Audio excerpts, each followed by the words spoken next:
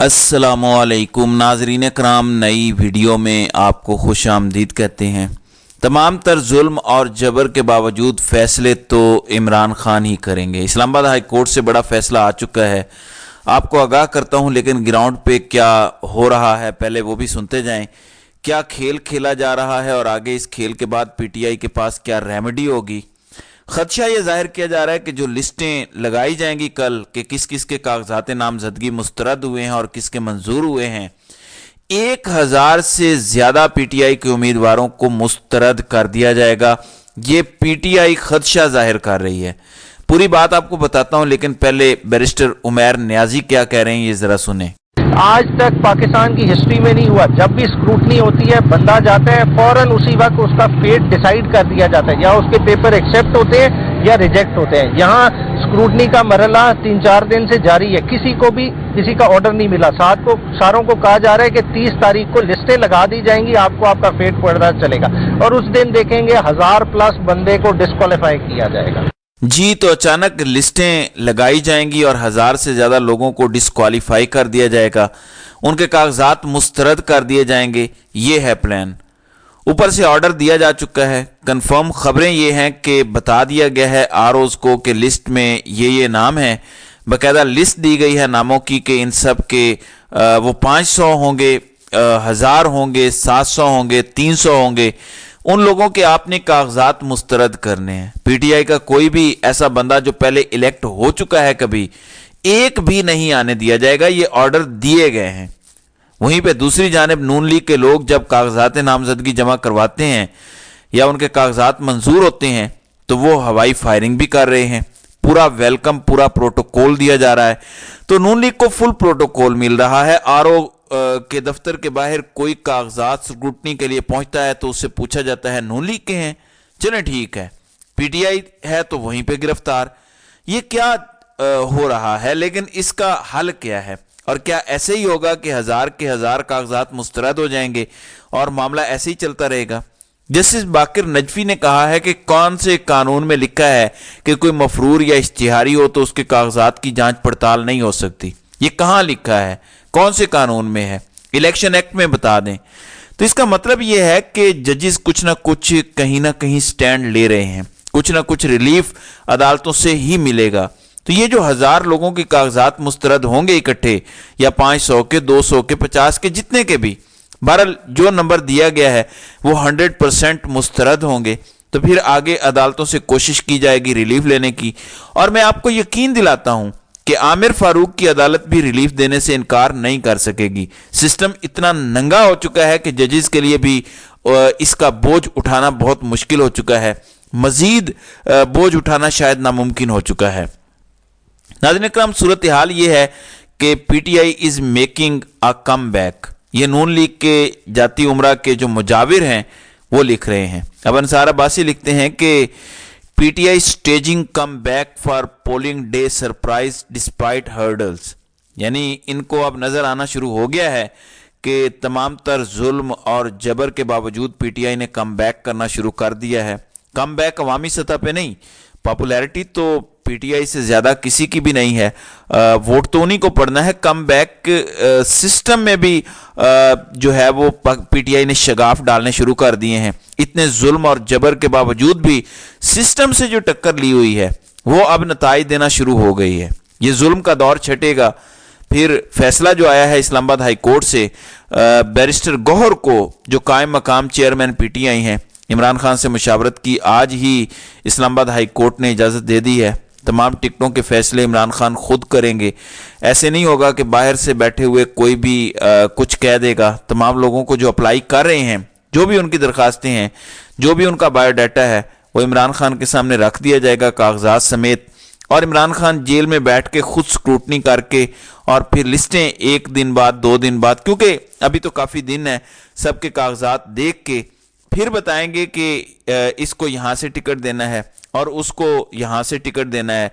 तो फैसले तो इमरान खान ही करेंगे, जितना मर्जी रोक लें। दूसरी तरफ एक और अदालत ने شرمندگی کا ویسے مقام ہے یہ الیکشن کمیشن کے لیے اور کیئر ٹیکر حکومت کے لیے. جسٹس میاں گل حسن اورنگزیب کا کہنا ہے کہ a terrible system is being run under the interim government where even consultation on elections is not allowed.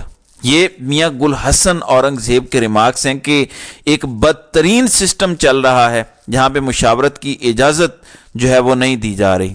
تو انہوں نے مشاورت کی اجازت دے دی ہے, تو جو ٹکٹ دینے ہیں ان کے حوالے سے تو یہ اجازت دے دی ہے انہوں نے. پھر یعنی عدالتوں کے ججز کچھ نہ کچھ سٹینڈ لینا شروع ہو گئے ہیں.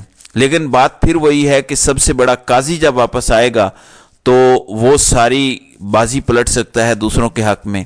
وہ آ کے ایک فیصلہ دے دے گا سویپنگ, اور اس فیصلے کو کہیں بھی چیلنج نہیں کیا جا سکے گا. وہ آ کے اگر آج کہہ دیتا ہے کہ ہائی کورٹس نے جتنے بھی فیصلے دیے ہیں ہم انہیں کل عدم قرار دیتے ہیں, تو وہ کل عدم ہو جائیں گے.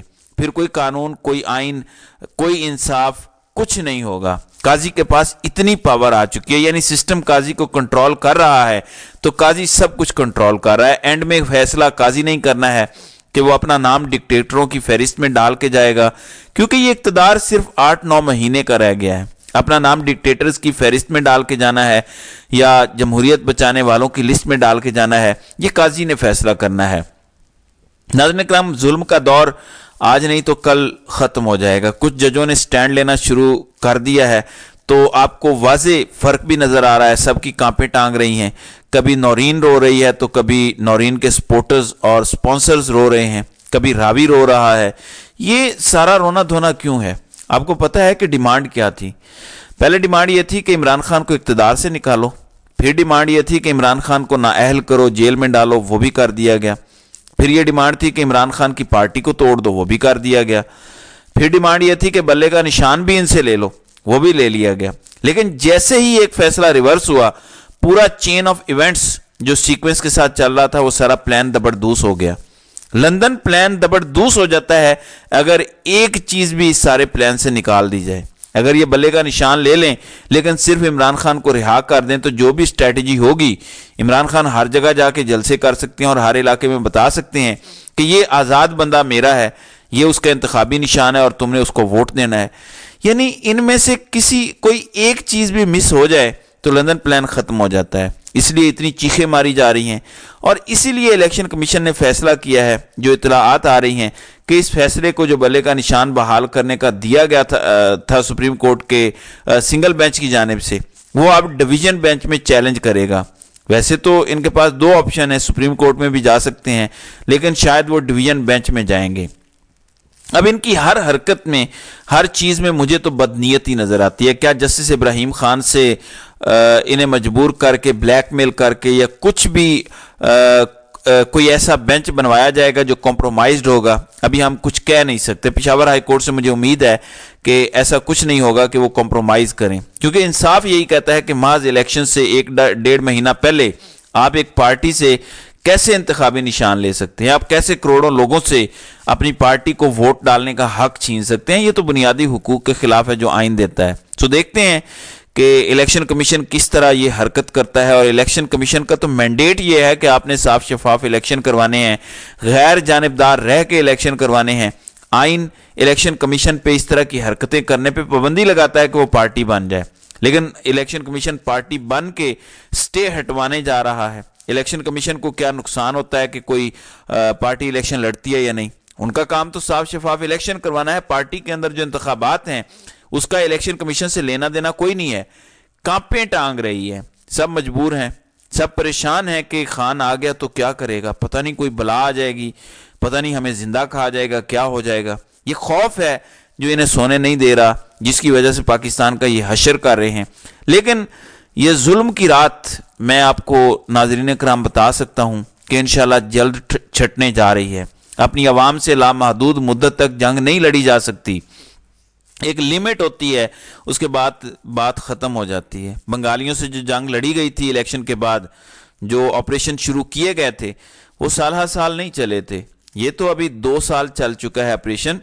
امیجن کریں, ہاں بلوچوں پہ بڑا ظلم ہوا ہے پچھلے بہت عرصے سے, 50 سال سے یہ چل رہا ہے.